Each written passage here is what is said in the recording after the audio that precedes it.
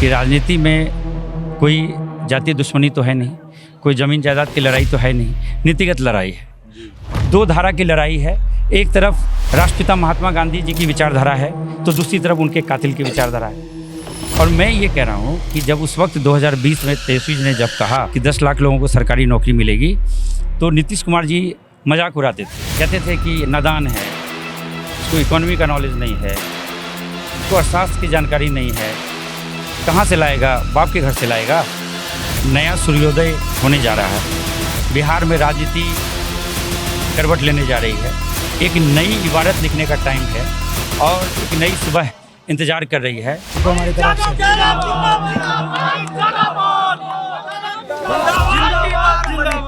आइए ना हमरा बिहार में। बिहार चुनावी यात्रा 2025 में सत्य भारत की टीम ने आपको दिखाया।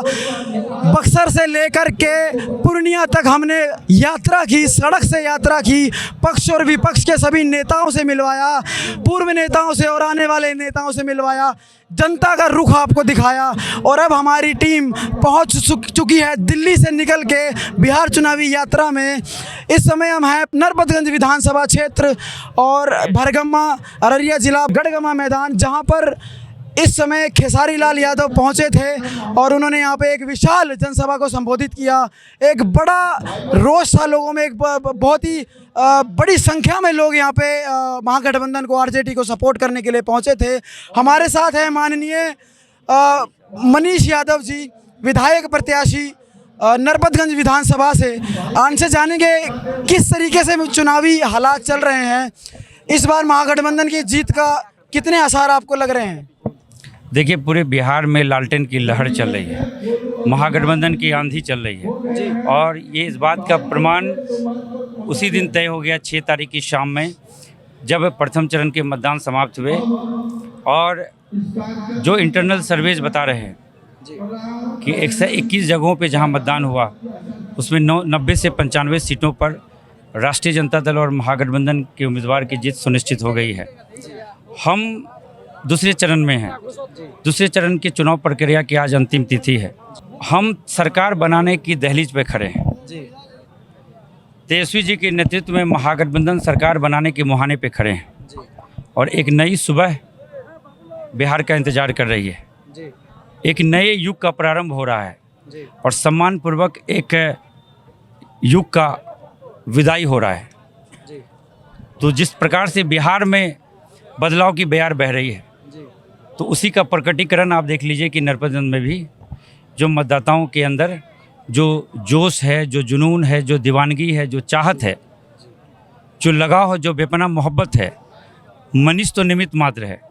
ये छात्रों और नौजवानों की आवाज़, और जिनको लोग कई पर्यायवाची शब्दों से नवाजते हैं, रोजगार सृजनकर्ता, नौकरीदाता, नियुक्तिदाता, आदरणीय तेजस्वी यादव जी, जो बिहार के अद्भुत अभूतपूर्व असाधारण पूर्व उप मुख्यमंत्री रहे, जो 17 महीने के अल्पकाल में जो उन्होंने कुछ ऐसे कार्य किए जो अकल्पनीय थे।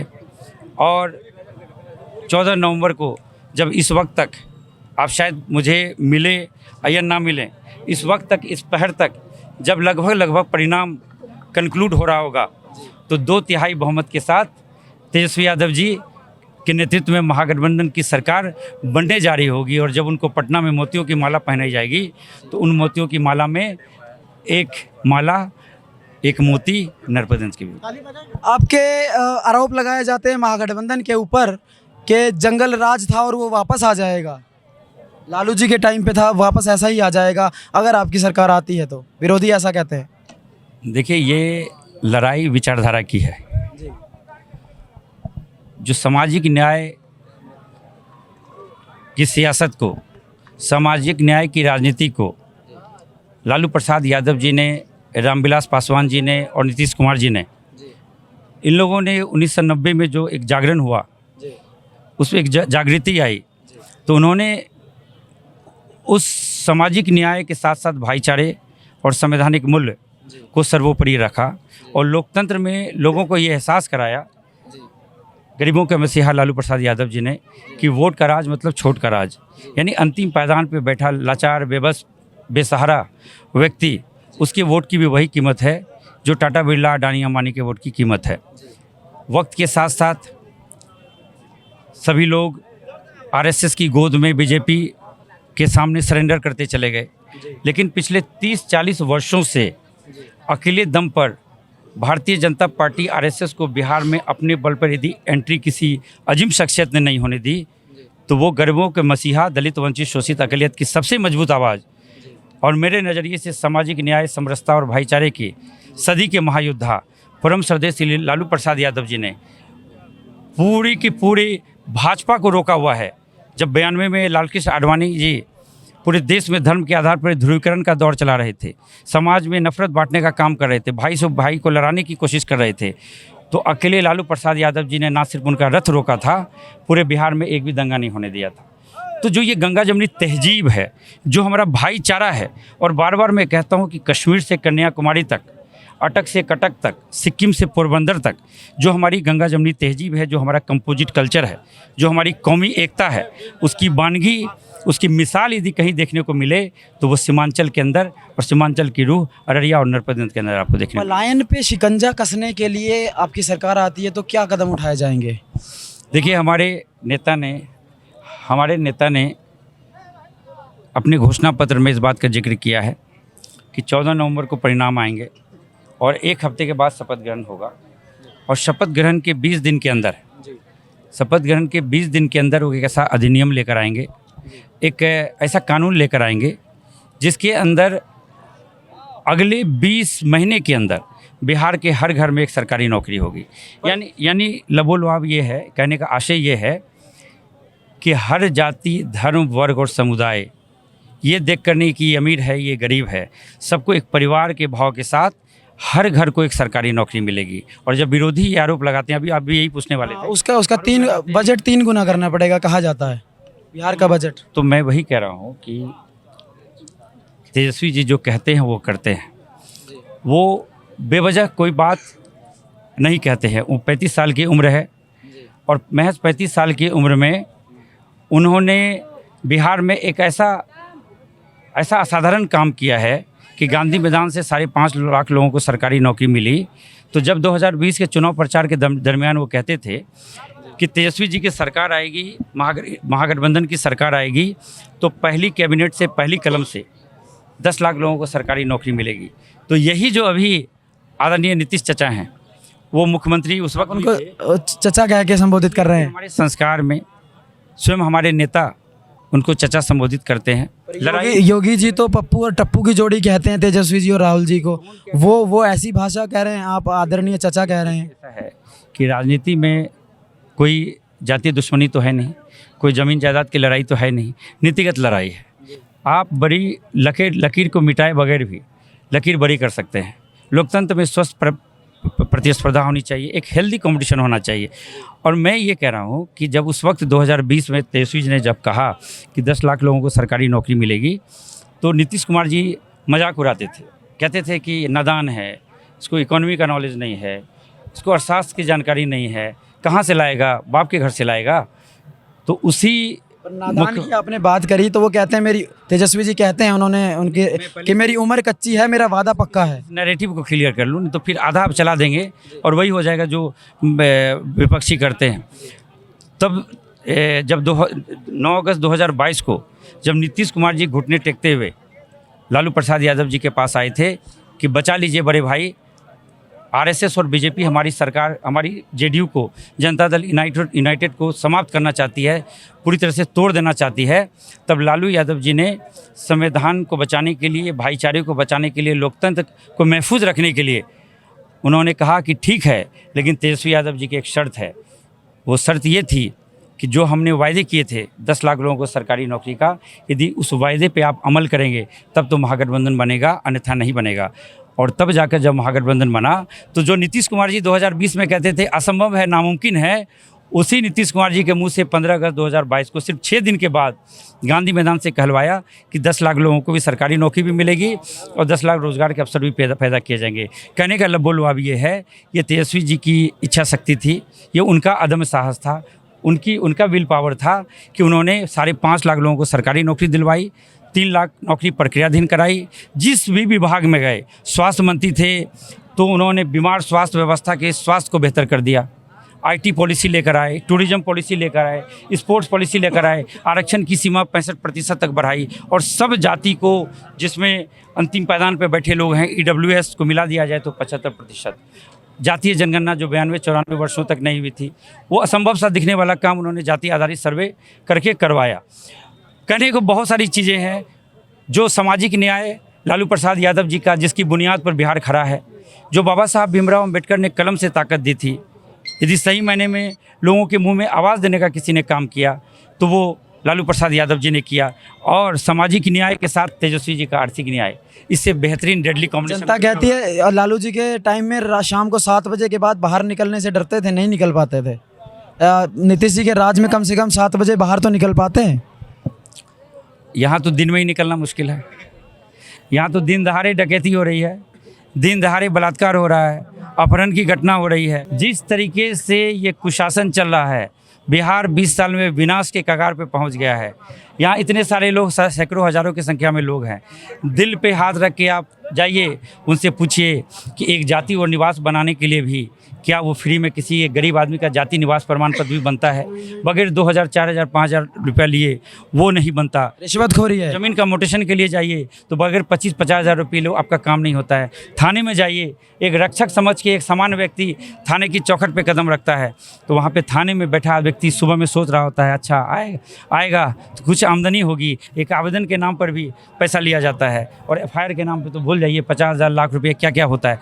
मेरा कहने का भाव ये है कि जब लालू जी का समय था, जब आदरणीय लालू प्रसाद यादव जी और राबड़ी जी का शासन था, एक गरीब व्यक्ति भी थाना पुलिस और BDO CO के चैम्बर में चला जाता था तो उनको लगता था कि ये गरीब व्यक्ति, यानी कि ये सरकार है, लोकतंत्र में ये जनता मालिक है, और वो उठकर खड़ा हो जाता था, उनका इस्तकबाल करता था, उनका स्वागत करता था, उनको प्रणाम करता था। ये लालू प्रसाद यादव जी का राजा। और आज एक MLA MP भी एक थानेदार को फ़ोन मिला दे, एक BDO CO को फ़ोन मिला ले, वो फ़ोन उठाना तो दूर की बात है, वो उनको कुछ समझते ही नहीं है। तो मेरे कहने का मतलब ये है, लोकतंत्र के इस महत्वपूर्ण पड़ाव पर ये चुनाव सिर्फ नरपतगंज विधानसभा का चुनाव नहीं है, ये चुनाव सिर्फ बिहार का भी चुनाव नहीं है। इस चुनाव के ऊपर पूरे देश की नज़र है। 2 धारा की लड़ाई है। एक तरफ राष्ट्रपिता महात्मा गांधी जी की विचारधारा है तो दूसरी तरफ उनके कातिल की विचारधारा है। एक तरफ बाबा साहब भीमराव अम्बेडकर की विचारधारा है, गरीबों के मसीहा, दलित वंचित शोषित अक़लियत की आवाज़ आदरणीय लालू प्रसाद यादव जी की विचारधारा है, छात्रों और नौजवानों की आवाज़ आदरणीय तेजस्वी यादव जी की विचारधारा है, तो दूसरी तरफ उन मनुवादियों द्वारा मनुस्मृति का संविधान थोपने की साजिश करने वाले लोगों की विचारधारा है, संघियों की विचारधारा है। शराब की होम डिलीवरी हो रही है बिहार में और सड़कों में गड्ढों से भरे पड़ी हैं सारी सड़कें, तो आपकी क्या रणनीति रहेगी? ये इस तरीके की सड़कों में गड्ढे हैं, घर घर में शराब की डिलीवरी हो रही है, मोकामा में हत्या हो जाती है, इन चीज़ों को कैसे शिकंजा कसेंगे? मैं तो कह रहा हूँ, वही तो मैं कह रहा हूँ, ये सवाल तो आपको विपक्ष के नेता से पूछना चाहिए। अब एक नई सरकार आपकी आएगी तो शराब की होम डिलीवरी कैसे रुकवाएंगे? बड़ा सवाल है। एक नया सूर्योदय होने जा रहा है, बिहार में राजनीति करवट लेने जा रही है, एक नई इबारत लिखने का टाइम है और एक नई सुबह इंतज़ार कर रही है। सब शुभ शुभ होगा, सब अच्छा होगा, पूरे समाज को कॉन्फिडेंस में लेके उनके लिए क्या बेहतर हो सकता है। और मैंने एक बात और भी कही, अभी अपने भाषण में जिक्र किया, देखिए जो छोटे छोटे बच्चे आज नशे की लत में उनका मुस्तकबिल यानी कि उनका भविष्य खराब हो रहा है, वो छोटे छोटे 10 साल 12 साल 15 साल के बच्चे जो स्कूल जाते हैं, शराबबंदी तो आपने बताया है कि अवैध व्यापार चल रहा है, सूखे नशे भी चल रहे हैं। सूखे नशे जो ये क्या कहते हैं उसको, चरस, स्मैक, गांजा और क्या क्या होता है, सनफिक्स, कोरेक्स, ये इस जो बिहार का जो भविष्य है वो इतना अंधकार में डूबता जा रहा है कि वो 10-12 साल 15 साल का बच्चा, उनको एडिक्शन हो गया है नशे का। और इस लत में, ये जो लत लगी हुई है, मैं आपको कह रहा हूँ कि इसको आप जो कहेंगे कि अचानक भाषण में कि मैं उसको एक दिन में एडिक्शन ख़त्म कर दूंगा, उसके लिए हम सबको मिलकर, और मैं कह रहा हूँ ये राष्ट्रीय समस्या है, इसको हम सभी लोगों को मिलकर, सभी दल के लोगों को मिलकर सरकार को इस पे एक पहल करनी चाहिए। एक रिहैबिलिटेशन सेंटर के माध्यम से गांव-गांव, पंचायत जाकर लोगों को जागरूक कर माता पिता को, पेरेंट्स को इस बात की निगरानी करनी चाहिए, उसका बच्चा बाहर निकलता है, देर क्यों आता है, स्कूल जाता है तो वापसी में समय पर घर क्यों नहीं पहुंचता है। ये बुनियादी चीज़ें हैं जिस पे ध्यान रखना चाहिए। और एक चीज़, नरपतगंज विधानसभा के परिप्रेक्ष्य में, नरपतगंज विधानसभा में एक डिग्री कॉलेज तक नहीं है। 2 बजे रात में कोई हादसा हो जाए, कोई अस्पताल नहीं है। यही तो सवाल है, उसके लिए फिर आप क्या करेंगे? जो टूटे हुए सड़क हैं, पुल हैं और बाढ़ है, क्योंकि हमारा जो नरपतगंज विधानसभा है उसकी सीमा नेपाल से जुड़ी हुई है। हर साल बाढ़ आता है, हजारों लाखों घर बर्बाद हो जाते हैं, तबाह हो जाते हैं। ये एक राष्ट्रीय समस्या है। इस पे मुझे लगता है सबको ध्यान देना चाहिए। हमारी प्राथमिकता में सबसे पहले लोगों के अंदर सुशासन का भाव पैदा करना। लोगों के अंदर कि विधायक मनुष्य नहीं है, नरपतगंज की आवाम, नरपतगंज की जनता वो उस कुर्सी पर बैठी है। नरपतगंज के विधानसभा के सभी 42 पंचायत के एक मतदाता, एक जनता जनार्दन स्वयं में समझे कि वो विधायक हैं, वो तेजस्वी यादव जी हैं, वो मुख्यमंत्री हैं, वो तब जाके वो सार्थक होगा। और विकास के रास्ते, विकास के मामले में कैसे चरम उत्कर्ष तक नरपतगंज पहुँचे, कैसे गड्ढे जो है एक गुणवत्तापूर्ण एक क्वालिटी सड़क का निर्माण हो, पुल का निर्माण हो, जो गुणवत्ता रहित शिक्षा व्यवस्था है। ठीक है, आपने टाइम टेबल फिक्स कर दिया, शिक्षक समय पे आएंगे जाएंगे, लेकिन क्या है प्राइमरी एजुकेशन की क्या सिचुएशन है? प्राथमिक शिक्षा की तरफ किसी का ध्यान नहीं है। लालू जी का समय था, बड़ी संख्या में लोग, आप दिल्ली से हैं, मैं भी दिल्ली विश्वविद्यालय में था, मैं आपको बताता हूँ मुखर्जी नगर में था, बड़ी संख्या में लोग IAS IPS बनकर निकलते थे। आज क्या है? आज उसमें भारी गिरावट आई है। हमारा जो प्राइमरी एजुकेशन का जो सिस्टम है, जो सिलेबस है, उस पर ध्यान देने की ज़रूरत है कि क्वालिटी एजुकेशन, बच्चे जाते हैं तो पढ़ाई क्या करते हैं, उसकी प्रॉपर मॉनिटरिंग हो, उसका परफॉर्मेंस मेजर हो, ये बहुत इम्पोर्टेंट है। दूसरी बात ये है कि बीमार स्वास्थ्य व्यवस्था, हमारा जो बीमार स्वास्थ्य हॉस्पिटल देखे जर्जर अवस्था में थे। जर्जर अवस्था में ऐसा कोई विभाग नहीं है आपको जो स्वस्थ अवस्था में मिलेगा। जर्जर कानून व्यवस्था, जर्जर शिक्षा व्यवस्था, जर्जर स्वास्थ्य व्यवस्था, और सभी मोर्चे पे ये सरकार फेल हो गई है। मैं आपके चैनल के माध्यम से नरपतगंज विधानसभा की सभी मतदाता समेत दूसरे चरण के अररिया, सीमांचल सहित जहाँ जहाँ भी चुनाव होने वाले हैं, सभी राष्ट्रीय जनता दल महागठबंधन उम्मीदवार को हृदय के शुद्ध अंतःकरण से मैं शुभकामनाएं प्रेषित करता हूं। और मैं बिहार ने जो परिवर्तन का मूड बना लिया है, तेजस्वी जी के नेतृत्व में एक नई सरकार बनने की आहट साफ साफ सुनाई पड़ रही है। और आपको भी दिल्ली से आए हैं, हमारा जो इलाका है अतिथि देवो भव है, हम आपका भी एक अतिथि के तौर पे शुक्रिया, हार्दिक स्वागत करते हैं। पूरे बिहार में हमारा बहुत स्वागत किया चौथा स्तंभ है, आपकी जिम्मेदारी बहुत बड़ी है। आप यकीन मानिए, आप निष्पक्ष रहें, आप असलियत दिखाएं, आप वास्तविकता दिखाएं। और यदि आप वास्तविकता दिखाएंगे तो दिल पे हाथ रखिए, हर दिल में तेजस्वी यादव जी नज़र आएंगे, आपको लालटेन की लहर चलती हुई नज़र आएगी, करंट एक स्पार्क नज़र आएगा, और महागठबंधन की आंधी नज़र आएगी, और महागठबंधन की सरकार 14 नवंबर को बनेगी। आपसे मुलाकात उस वक्त हो या विधायक का शपथ लेने के बाद, या फिर कहीं दिल्ली में कहीं मुलाकात हो, लेकिन आपसे मुलाकात मैं जरूर करूंगा। एक आखिरी सवाल, नरपतगंज को ऊपर जब रिसर्च हमने करी तो ये पता चला 2005 से एक बार बीजेपी एक बार आरजेडी, एक बार बीजेपी एक बार आरजेडी के विधायक बनते हैं, सब लोग जानते हैं। और जितनी बार सत्ता चेंज होती है विधायकी की, उतनी बार प्रत्याशी भी चेंज कर दिए जाते हैं। तो और विकास वहीं का वहीं थमा हुआ है। नरपतगंज विधानसभा को एक पिछड़ा एरिया कहा जाता है। तो कहीं ना कहीं ये आरोप जो है दोनों ही पार्टी के विधायकों पे नहीं है, डेवलपमेंट हो ही नहीं पा रही है। दोनों पार्टियां 5-5 साल आती हैं, दोनों विधायक 5-5 साल आते हैं, और डेवलपमेंट वहीं की वहीं रुकी हुई है। प्रत्याशी भी पार्टी से बदल दिए जाते हैं। देखिए, 20 वर्षों से सरकार किसकी है? 20 वर्षों से नीतीश कुमार जी और भाजपा की सरकार है। उसमें हमें आंशिक रूप से 2 बार मौके मिले। एक बार 2015 में मिले लगभग 18-20 महीने के लिए, और एक बार 2017 में मिले, 2022 में मिले 17 महीने के लिए। सिग्नेटरी पावर हमारे पास नहीं था। तो भारतीय जनता पार्टी के जो विधायक रहे, उनसे ये सवाल करना चाहिए कि केंद्र में भी आपकी सरकार, बिहार में भी आपकी सरकार। हमारे जो भी पूर्व विधायक थे, उन्होंने बहुत बेहतरीन काम किया, लेकिन हमारे पास हमारी सरकार ना होने की वजह से जो है हमारे पास वो कंट्रोल नहीं था, वो सपोर्ट सिस्टम नहीं था। अब वो नहीं होगा। अब नरपतगंज के रास्ते बिहार में बदलाव की बयार बह रही है, और पूरा बिहार परिवर्तन के मूड में है, और तेजस्वी जी के नेतृत्व में महागठबंधन की सरकार बनने जा रही है। आप जब 6 महीने साल भर बाद एक बार फिर जब चक्कर लगाएंगे जरूर भी तो बिल्कुल निश्चित रूप से आपको पूरा बिहार में भी एक विकास जो है चरम उत्कर्ष पे दिखेगा और नरपतगंज भी एक नई इबारत, एक नई गाथा लिखने के लिए तैयार मिलेगा। बहुत बहुत धन्यवाद, बहुत बहुत शुभकामनाएं आपको हमारी तरफ से।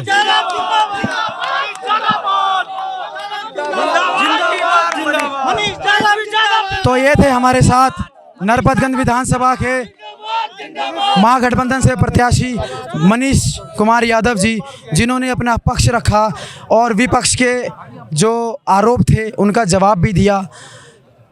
खेसारी लाल यादव इस मैदान में पहुंचे थे मनीष कुमार यादव जी को सपोर्ट करने के लिए, महागठबंधन को सपोर्ट करने के लिए। खेसारी लाल यादव इस स्टेज पर पहुंचे थे, इस जगह पर पहुंचे थे और विधायक प्रत्याशी मनीष कुमार यादव जी ने अपने विचार रखे, आप लोगों को बताया, अपना विज़न बताया। अब आप लोग कमेंट बॉक्स में बताइए, आप लोग अपना विचार बताइए, किसकी सरकार को आप सपोर्ट करने जा रहे हैं। 2 दिन बाद चुनाव है, वोटिंग है, किसको आप सपोर्ट करते हैं। बिहार चुनावी यात्रा 2025 में बने रहिए सत्य भारत टाइम्स के साथ। हमारी ग्राउंड रिपोर्ट को सपोर्ट करने के लिए चैनल को सब्सक्राइब करें और वीडियो को लाइक करें और देखते रहिए सत्य भारत टाइम्स। धन्यवाद। जय हिंद, जय भारत।